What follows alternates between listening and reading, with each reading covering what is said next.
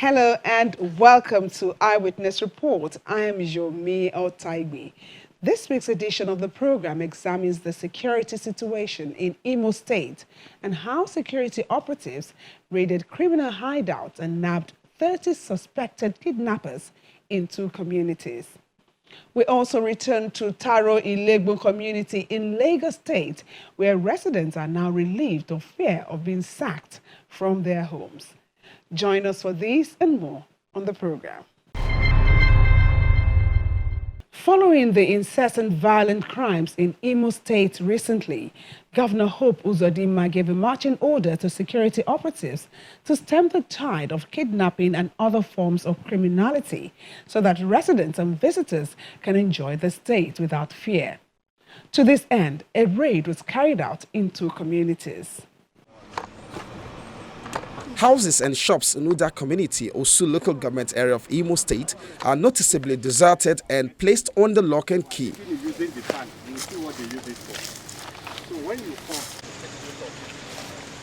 Residents reportedly fled their homes due to fear of bandits believed to have dominated the community. Osu local government area has been known to be the hotbed for kidnapping and banditry in the state. We want you to see more. Let's go.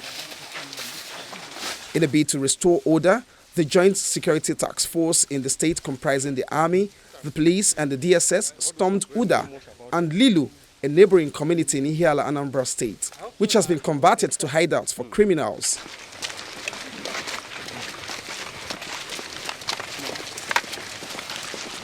That's where they roast, they hang and roast. You can go inside and see there.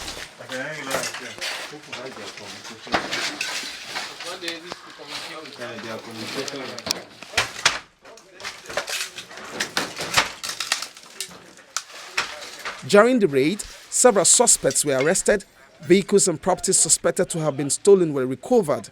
Human parts are littered in open spaces. The task force also discovered a shallow grave where bodies of kidnapped victims were buried. We noticed that the community has been deserted. These boys have taken over the community. They've carved out swaths of land for themselves. And that is a brand of insurgency. There is nobody, it's just a ghost town. Everybody has disappeared from this town. And in course of the raid, the security forces were able to rescue the Eze from Okigwe, Eze NDUKWE, who was kidnapped, I think, some days ago. And then we discovered a lot of decapitated bodies.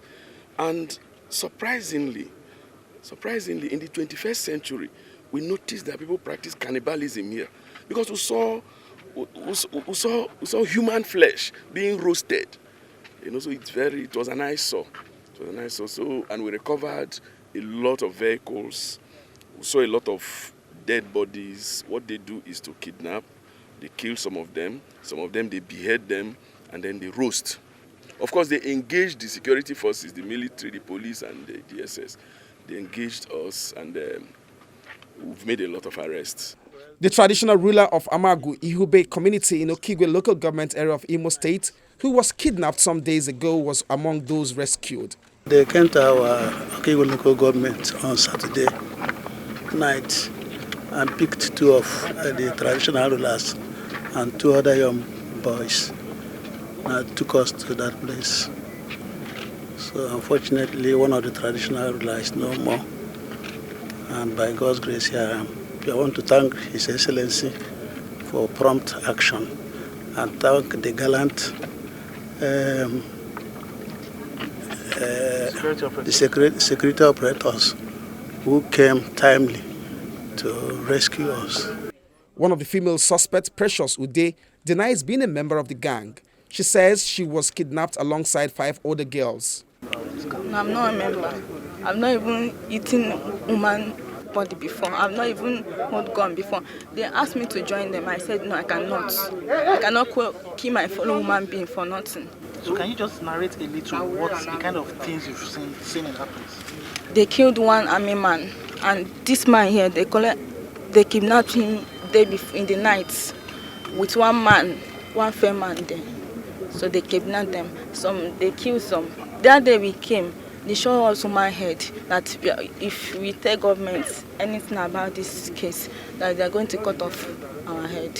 So what else did they do there? They beat us. They even kill human being, kill them, roast the human being. I don't know anything. I don't know. Me, I'm always inside the room. Sometimes they will bring us out. We stay small. They will carry us inside.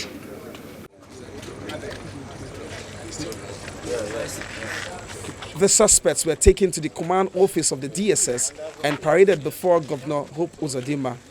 It has been a very thing of worry, wondering how entire local government like Osun local government will be abandoned in the hands of criminals and cannibals. From what we have seen, you will not agree with me that these are ordinary criminals and bandits who has no future, who has no plan, who are killing human beings and roasting human beings, eating human beings, cannibals. How else are we supposed to treat this kind of idiots, if not to ensure that the law takes its course? Well, this thing has been around for some time. Oftentimes we discuss our strategies, and before they will be implemented, it is foiled by the group. Because of mutual suspicion, I think we have agreed to only discuss at the end of every operation.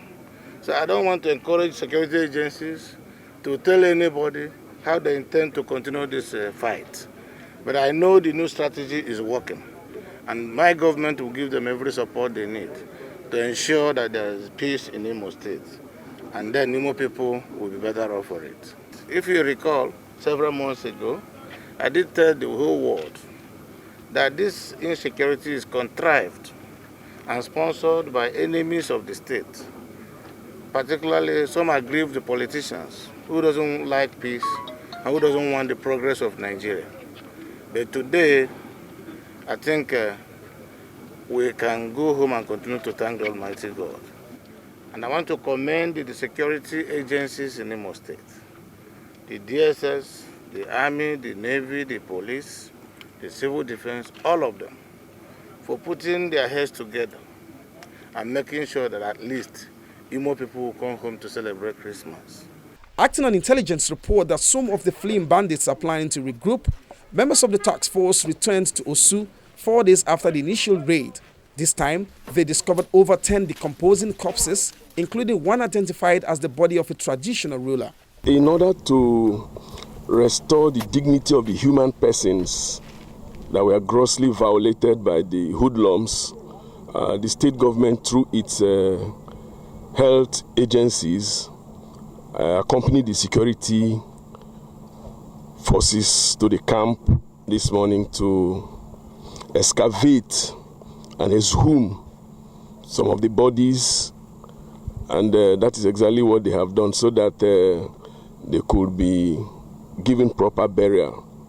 Of course, some of the bodies arising from the operation we had earlier, some of the bodies were recognized by their families.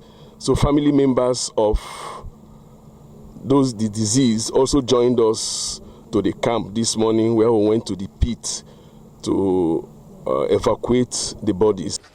Security agencies have assured the public they will continue to raid the criminal hideouts until there's no hiding place for criminals in the state. The Imo State government promises to continue in its efforts to fight insecurity and ensure that everyone involved faces the full weight of the law. The reconstruction of the MOPA-ISANLU-EGBE road in Kogi State is speeding up to the delight of residents and motorists. The repair of the federal road, which was abandoned for a long time, has brought much relief to the people.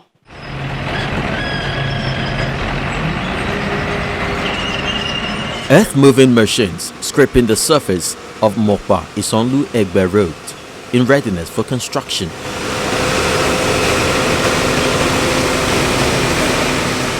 For the people of the communities along this axis, this is a sound of good news after having faced a lengthy period of abandonment.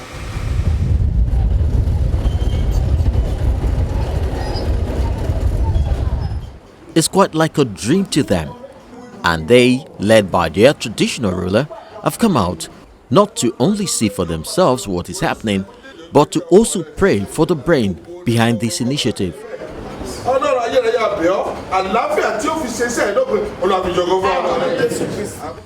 For several years, the users of this road have been subjected to very harsh conditions and high-level insecurity, as kidnapping and robbery became the order of the day.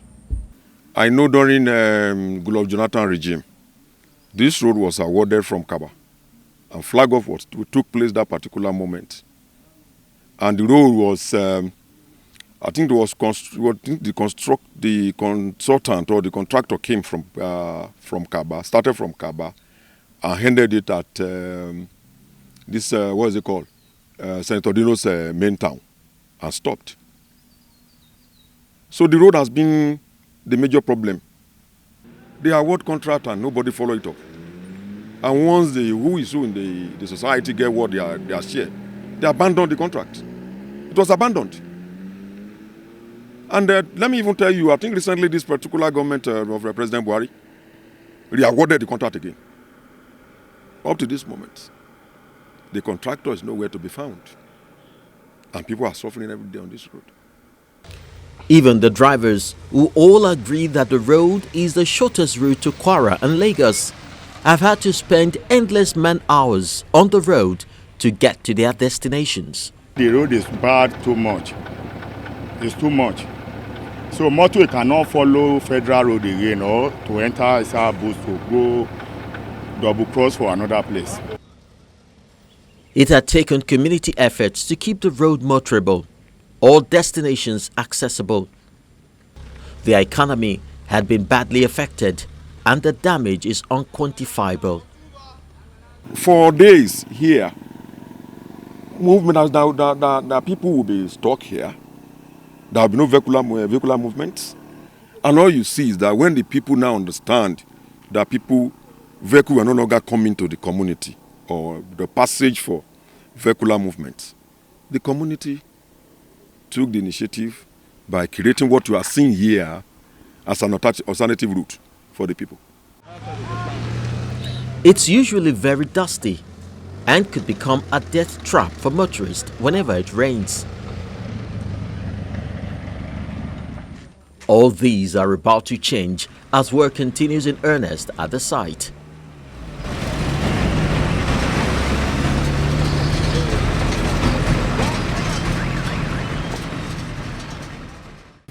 The intervention has been driven by the lawmaker representing Yagba Federal Constituency, Lekki Abejide. The cry was too much. People could not even access their homes. The road was totally cut off, and now look at it. Let me take it upon myself and do something. And it's beyond palliative. We have to reconstruct, and that's why I started the reconstruction, and it's ongoing now. But now we have not finished. We are just still going on. But I think it will not take more than maybe 3 minutes now. Let's say highest 5 minutes. The state governor had once alluded to the deplorable state of some of the federal roads within the state, soliciting the intervention of the federal government. But it appeared paucity of funds have continued to derail answers to the request. The lawmaker said he had to put in personal funds and took loans to get the work started. Over 600 billion was approved for NMPC or by NMPC, I don't know, to fix some roads in this country.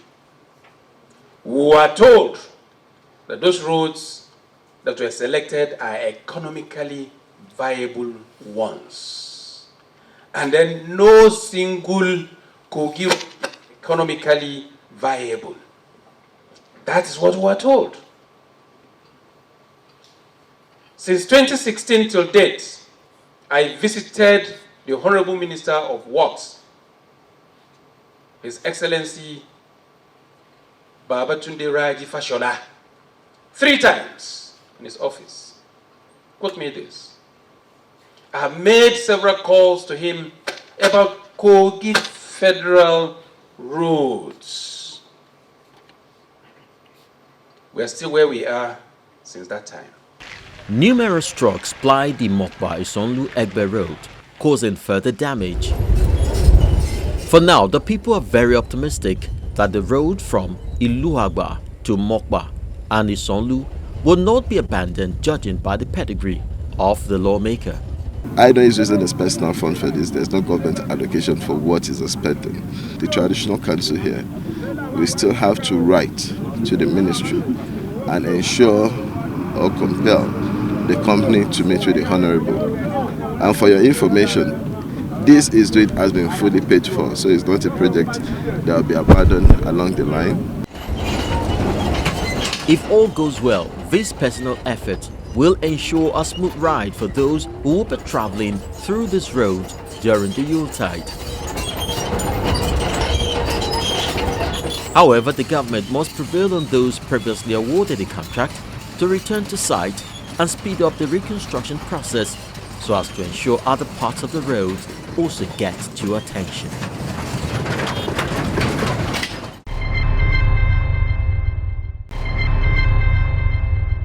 For a long time, residents of Taro-llegbun community in Ibju, Lekki local council development area of Lagos State lived in fear of being sacked from their homes. There were concerns that the land would be forfeited to the state government for priority projects, but it all seems to have ended well with some assurance from the state government. Here's how it played out. At least 5,000 people from different ethnic groups inhabit Taro-llegbun, a quiet community sitting on a land area of over 174,000 acres along the Lekki-Ihube Expressway. It's one of the fast developing villages in Ibju, Lekki, with new houses and other properties springing up daily.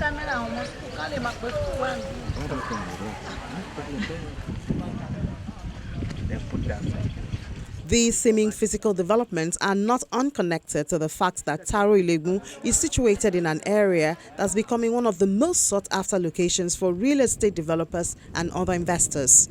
However, the fear that these houses will be demolished anytime soon engulfs the residents of Taro-llegbun community.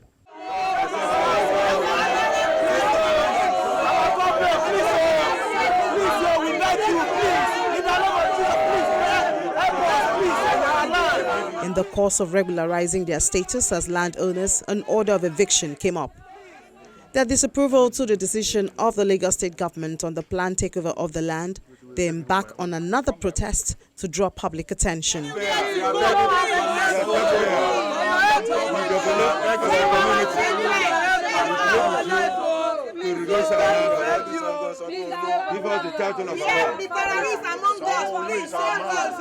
Despite several petitions and recent protests to the State House of Assembly, they seem not to be satisfied with responses received. The government of recent time brought us a demolition letter that they want to take over the land and the property if within 7 days, if you are not coming out with the property with our document. We also believe that for recent time we have been approached government to give us a title of this land, which the process is ongoing. But we also surprised that the other sets of agents of government brought demolition letter, so we were what this all about. Although the 7-day eviction notice has since expired, the removal notices on some houses by the Lagos State Building Control Agency adds to the fear of forceful eviction, more so that the regularization of their land titles is being delayed. Lagos State Building Control Agency, they are the one that brought the demolition letter. Though initially NTDA also brought their own, which we also went to them, and they told us that the action, they will stay action. And while the process for document to release title to the land is ongoing. So we don't know what next we need to do than to cry to the government. We are struggling not to fight with the government. We are pleading with them to give us a title of this land so that we can settle, our family can settle. And I can tell you that we are taxpayer. And I tell you this, the property we have now is the only thing that we have in our lives. If the last property is taken away, where will you go? Where will you go? So that's why we are fighting and we're pleading the government to release this land for us. Most of the residents are retirees like Mr. Dabo Emmanuel, who deployed his savings over the years to buy a piece of land and put up a 3-bedroom apartment. He possesses the receipts for the purchased land, deed of assignment, a survey and layout plan. When I was trying to possess this place, I interviewed the surveyor. He said there is one original survey plan that will come from Alausa, and I said that is the one I wanted. So it was given to me. I paid 150,000 naira, and that is they said that is the original copy. Who did you pay to? To the surveyor. Yes, to the surveyor. So I have it here. This is it. So all of a sudden I saw, when I went to church in the evening I came, my daughter came outside and said, "Daddy, who has designed this place?" I said, "What type of design is that?" So when I got there, I discovered remover. This is my last hope. For now, I retired on the 3rd of September 2019. I'm yet to be paid any benefit. So I have nothing. It's only the government that is still owing me. I have nothing to collect again from the government except my entitlement, and yet to be given. So this is my last hope. The origin and ownership of the land is further explained by the traditional head of the community, SAHEED BALOGUN. I'm part of the family that sold land to them. Not only one family. Family here are up to 6 or 7, I can see, that own land here.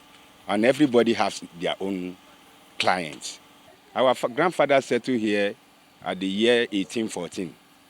Since then, we did not know whether this place belonged to government or anything.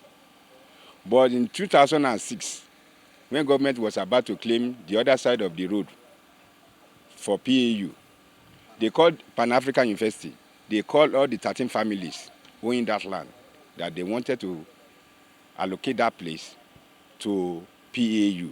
And after then, all this side will be freed for us. And we are going to have relocation to any other places that the government will provide. But since then, we did not hear anything from them.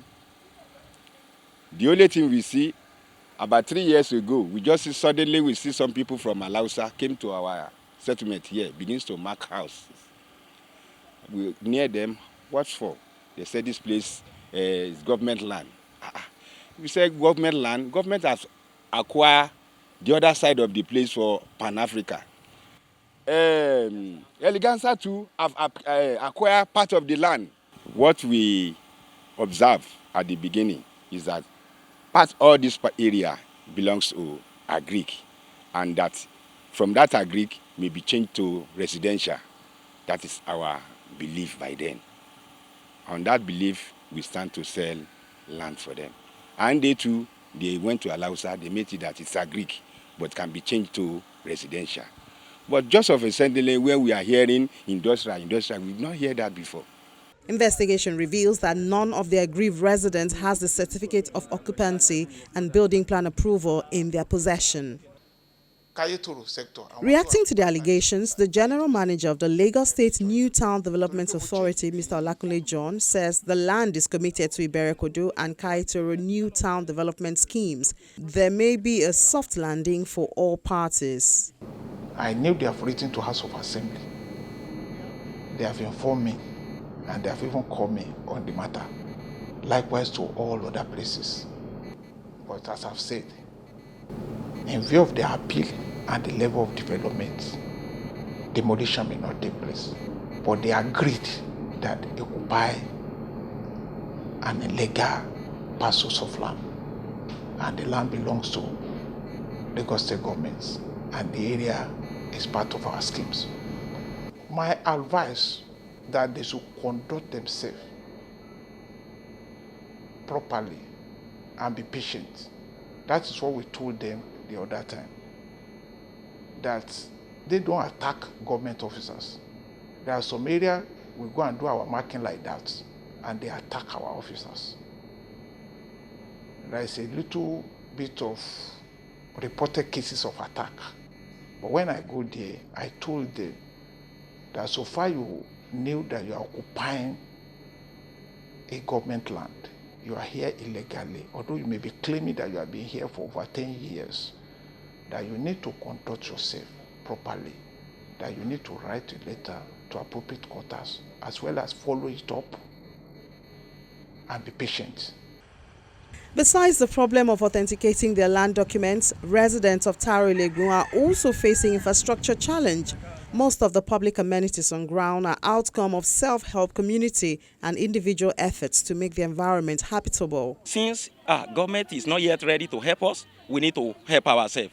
So we have spent up almost 8 million naira, approximately 8 million naira on electrification. We have a back on many projects. Even if I should talk about major entrance to our community, before our able governor now award Ekpe Road, construction of Ekpe Road now, we have spent a lot of money on that entrance to make sure we construct that entrance for easy flow of cars, both in and out. So I'm using this medium to plead to our able governor, Governor Babajide Sanwo-Olu, to please listen to our suffering, listen to us, so that we know all our investment will not go in vain. I'm a widow, my Lord, Governor, help me, I borrow not for money. Not for money, I borrow to build, I'm a widow.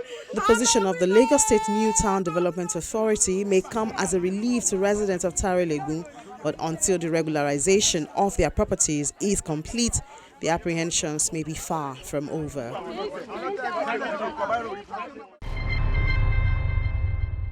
That's the show for this week. Thanks for watching. I am Yomi Otaigbe.